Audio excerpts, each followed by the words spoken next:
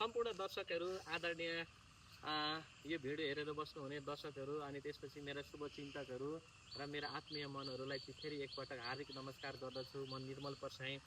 अनि आज म यस कार्यक्रमलाई चाहिँ अहिले मेरो मेन एजेन्डा फोकस भनेको चाहिँ उहाँ बुवा आमाहरूलाई पुनः आर्थिक सहयोग मेरो हातमा प्राप्त भएको छ। यो आर्थिक सहयोग पठाउनु भएको छ पोखरा निवासी सफ्टवेयर इन्जिनियर असीम पौडेलले पठाउनु भएको छ। उहाँले एकमुष्ट 15,000 रुपियाँ पैसा चाहिँ उहाँ अपाङ्गता हुनुभएका बुवा अनि उहाँको दीर्घरोगी श्रीमती, दम लगायत अन्य रोगले ग्रसित हुनुहुन्छ उहाँको श्रीमती, अनि त्यसपछि यी टुरा नानी बाबुहरू, उहाँको चाहिँ यी 3टा बच्चाका आमा बितिसक्नु भएको छ। यी नानी उहाँकै छोरी हुनुहुन्छ। उहाँहरूलाई चाहिँ अहिले लालन उहाँको बुवाको तर्फबाट चाहिँ उहाँहरूलाई गुजारा चलाउनको लागि आर्थिक सङ्कट परेको हुनाले चाहिँ मैले विगत केही दिनदेखि चाहिँ उहाँहरूलाई आर्थिक सङ्कट जुटाएर हस्तान्तरण गरिराखेको छु।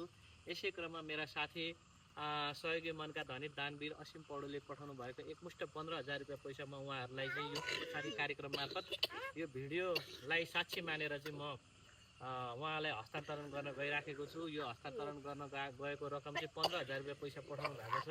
यो एकमुष्ट रकम चाहिँ म उहाँलाई सहयोग गर्न गइराखेको छु।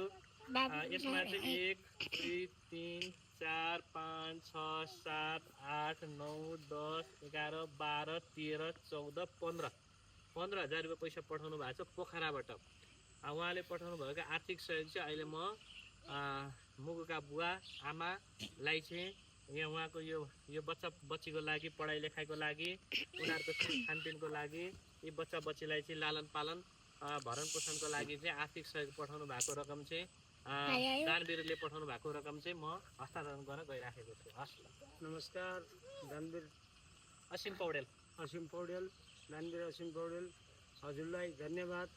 मुगन दिनुभयो तपाईँको मुगन दिएको भगवान्ले विष्णु भगवान्ले महादेव महारुद्रले हजुरको प्रेम मेरो टुरा म पाल्दैछु। म टुरा पाल्नु सक्नु कारणले मुखको अपङ्गता हुने हात हुँदैन, काम गर्न सक्दैन, बुढी यस्तै गाडी रोगी छ। म सहयोग गर्नुभयो हजुरको भगवान्ले गरौँ। अझै गर्नु म गरौँ कोही दाजुभाइ दिदीबहिनी अझै पनि सहयोग गर्नु होला भन्ने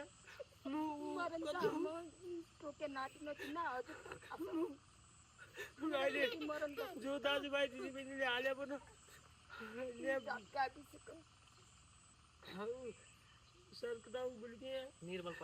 निर्मल पर्साईका खातामा हालिदिनु होला भनी म अनुरोध गर्दैछु। मकन यो उभया छ। हिजो म अस्ति कामा गएँ, एक वर्ग